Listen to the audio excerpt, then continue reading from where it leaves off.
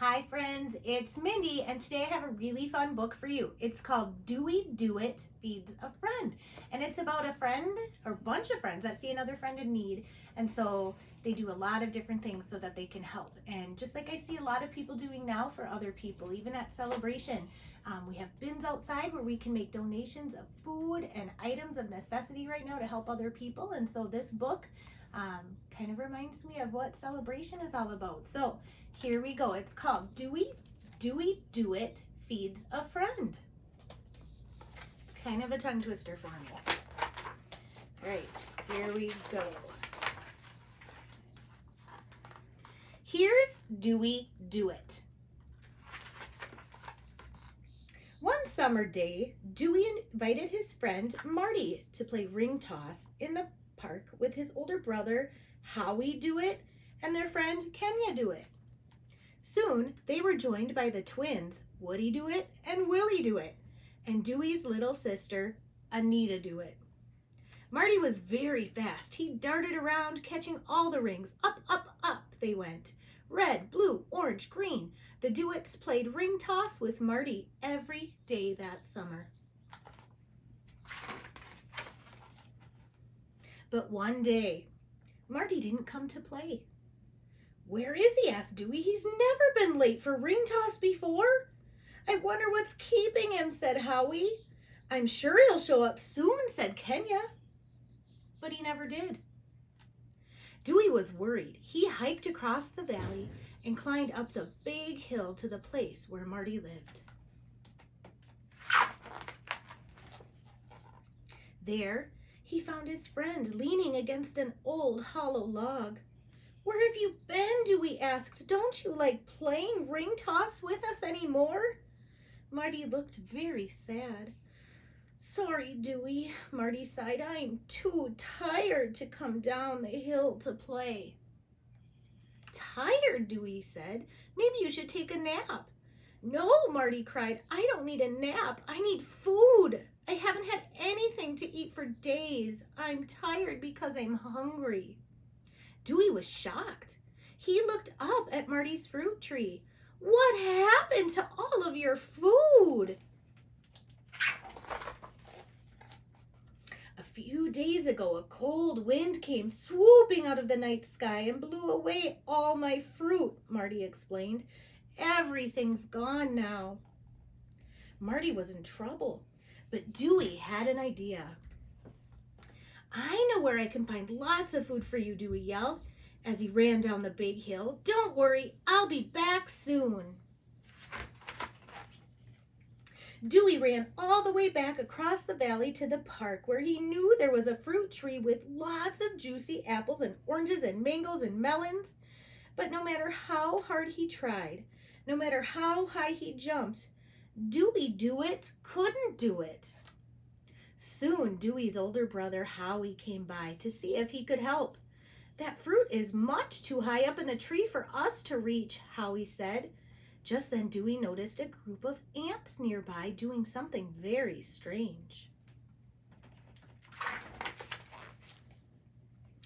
"Look at that," Dewey said. "Those tiny ants have given me a wonderful idea. We need teamwork. We need our friends." Dewey helped Kenya, Woody, Willie, and Anita climb up on each other's shoulders, just like the ants. Look at this. I turned the book for this one. The tree was very tall and the Do-Its were very small, but that didn't bother them at all. Soon they made a food chain to pass the juicy apples and oranges and mangoes and melons to Howie so he could put them in the wagon. Dewey then hurried off to his house. "We need to get much more food for Marty," he called out. "Go over and pick some vegetables from the garden. I'll meet you there." Look at that big tower they figured out.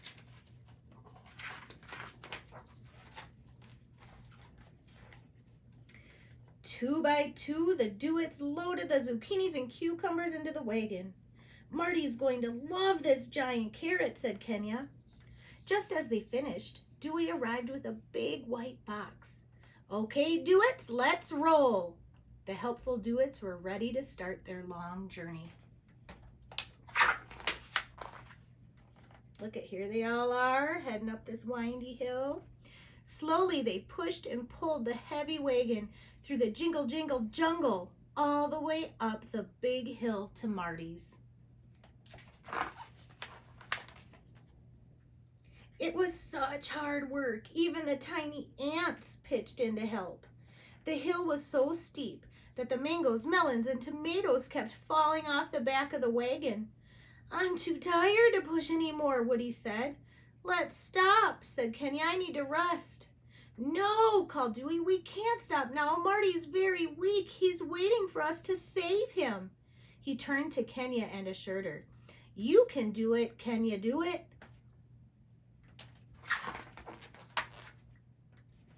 Finally, the helpful Do-Its made it to the top of the big hill. "Shh," Dewey whispered. "Look, Marty's sleeping. Let's unload the food and surprise him."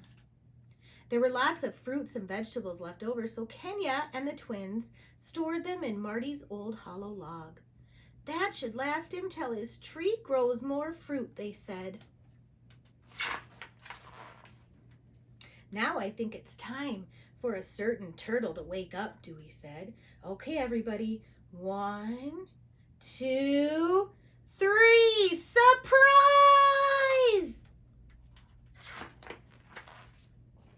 "Oh, wow," Marty said. "Look what you brought me." "Hooray! Dewey Do It finally did it." Marty happily munched on all the mangoes, melons, and tomatoes.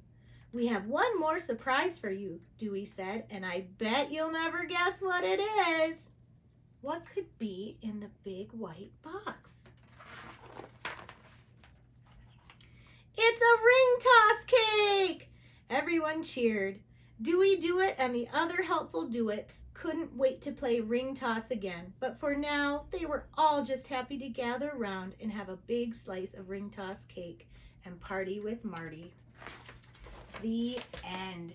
So boys and girls, if you see somebody that is in need or that you could help, just go and do it, just like Marty and his friends did and Dewey. So thank you, and I will see you next week. Love you.